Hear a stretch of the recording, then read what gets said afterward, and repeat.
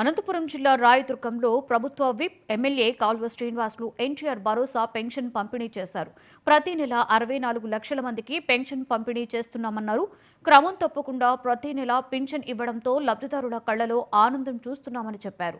గతంలో 3,000 రూపాయల పెన్షన్ మాత్రమే ఇచ్చేవారని, కూటమి ప్రభుత్వం వచ్చాక 1,000 రూపాయలు పెంచి 4,000 రూపాయలుగా ఇస్తున్నామని చెప్పారు.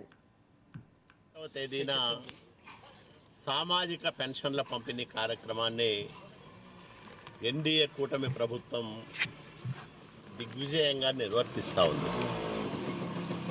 1వ తేదీ ఆదివారం అయితే ఒకరోజు ముందే శనివారమే పెన్షన్లు ఇస్తున్న ప్రభుత్వం చంద్రబాబు నాయుడు గారి ప్రభుత్వం. ఇది పేదల ప్రభుత్వం, బడుగు బలహీన వర్గాల ప్రభుత్వం. 64 లక్షల మందికి ప్రతి నెల క్రమం తప్పకుండా పెన్షన్లు ఇస్తూ ఉన్నాం. దాంట్లో భాగంగానే రాయదుర్గం పట్టణంలో సుమారు 5,600 మందికి పెన్షన్లు ఇస్తూ ఉన్నాం. అంటే ఇప్పుడు 6,570 మందికి పైగా పెన్షన్లు వస్తూ ఉన్నాయి. ఈ నెలలో